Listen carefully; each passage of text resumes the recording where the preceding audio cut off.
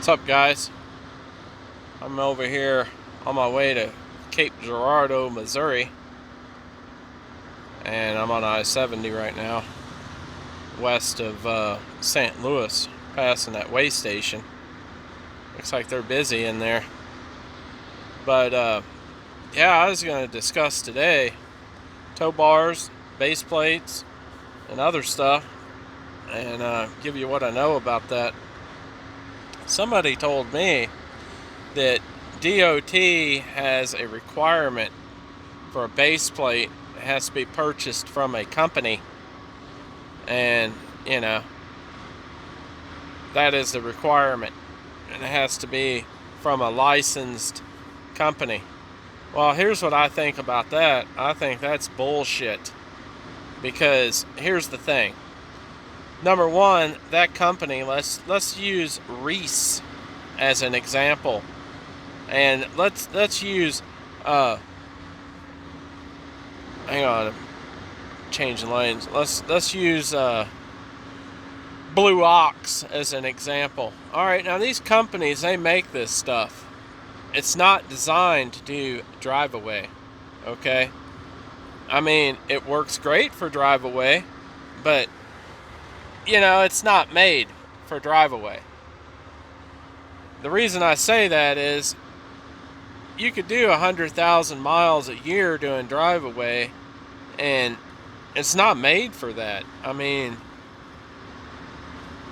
they design it for the people that go on vacation, that tow it behind their motorhome. That's what it's made for.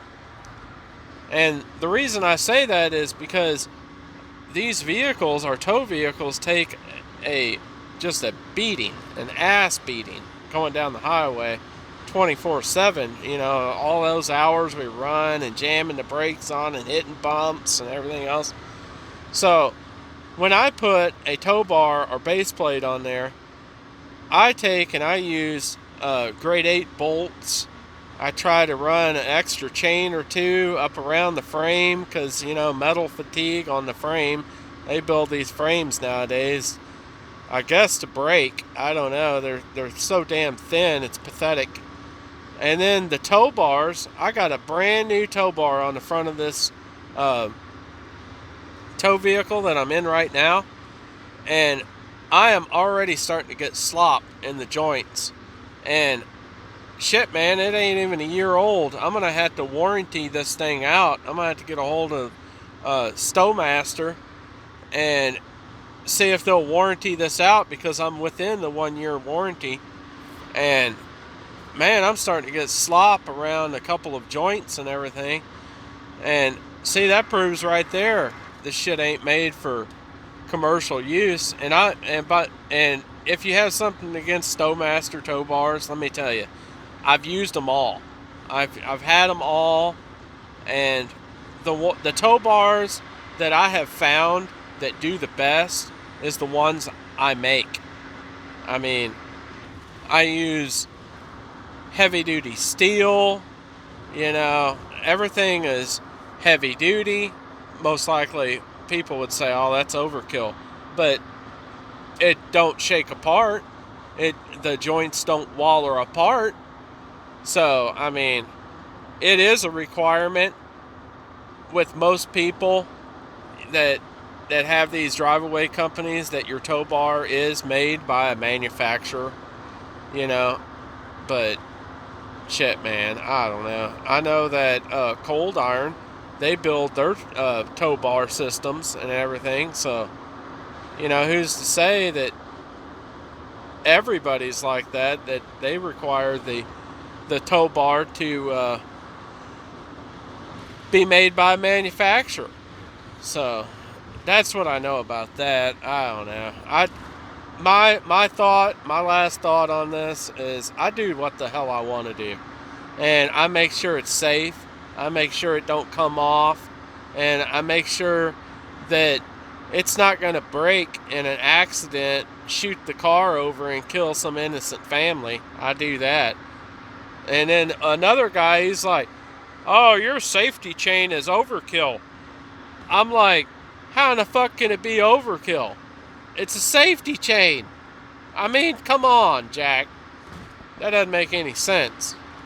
And those safety cables, I could tell you about a guy, his hitch came off, and those safety cables broke.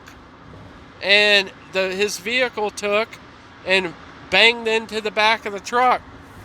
Screwed up his tow vehicle, busted his cables, broke his tow bar. His hitch came off. It was one of those Elkhart hitches. The shit just fell off of there. I'm pretty certain he didn't install it correctly or didn't tighten something, but nevertheless, safety cables shouldn't break. And it was the safety cables you get with the tow bar. So, I don't know. I don't use those. I use chains, big ass gnarly log chains. So that's my thoughts about that. Yeah, this time out, I'm doing a bunch of small runs. I'm running trucks up to Caseyville, Illinois. I'm running trucks from Kansas City to Missouri to Caseyville. I'm running trucks from Kansas City to Columbia, Missouri. I'm picking up trucks in Springfield, Missouri and running them here and there. So I'm staying in the state of Missouri, and then every night I could run on home, take a shower, sleep in my own bed, pet my own dog, you know, that type of thing. So the rest of this month, this is December, the rest of this month I'm staying home. And see, that's another advantage about doing drive-away. You can do what you want, go where you want, and I like that. I got a son, he takes and he has his own tractor trailer and stuff. He can't go wherever he wants. He can't do whatever he wants. Yeah, I'm talking about you. But that's what I know about that. I want to tell you a quick story about this encounter with the police in Oklahoma. So, here we go. I ran across a construction zone, and I was talking to my mom on the phone, and her and I had a disagreement, and it was a heated disagreement. I was not paying attention to my speed. I went way over the speed limit for a construction zone. I ended up passing a highway patrol, and I had two choices. One, give up, pull over, or two, go to a gas station and become an actor. So I chose number two. So here's what I did. I passed this highway patrol, and I knew I had to jump on him. It was 2 lanes, and he was going to have to somehow get turned around in this construction zone, which is a nightmare for him. So I took, and I was driving a Ford Taurus towing a tow dolly, and when I saw him clock me, he gave me the look like, I got you, buddy. And so then I opened up that V6, and I held it to the floor until I could find me a gas station, and I whipped into that gas station, and then I parked the car kind of strangely in the parking lot, and I took off running, and I went into the gas station, and I went into the restroom, and I stayed there for about 20 minutes. And I knew that cop was going to be out there waiting on me when I got back. So I moseyed on out there like there was no problem or no issue. And I walked up to the cop, and the cop walked up to me. He said, "Do you own this vehicle?" I'm like, "Yeah, is there a problem?" And he's like, "Yeah, I clocked you doing 80 miles an hour in a construction zone, and the speed limit was 45. And I'm like, "Oh man." I said, "I got a reason why I was doing that, sir." And I was very polite, and I got close to him, and I said, "Sir, I had to poop." And he's like, "What?" I said, "Yeah, I had to poop."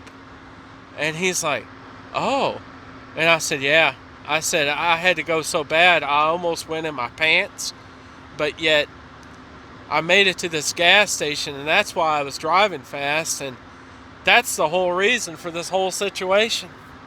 He's like, oh, all right. I threw him off so bad because of the tone of my voice. It was like I was embarrassed because I lowered the sound of my voice, and then I used the word poop. Anytime you use the word poop, no one really wants to discuss whatever happened with your poop. Because, I mean, everyone obviously does it. And no one wants to discuss it. And I used this on this cop, and I got away with speeding in a construction zone. He did not write me a ticket. He told me to slow down. I said, buddy, I'm driving slow the rest of the way through here. He's like, all right, well, have a good day, and let me on my way. But that was my story about I had to poop. So you might want to use that in the future, but don't tell them that I told you to use that. So anyway, I'm going to get out here, make some damn money, and deliver some damn trucks.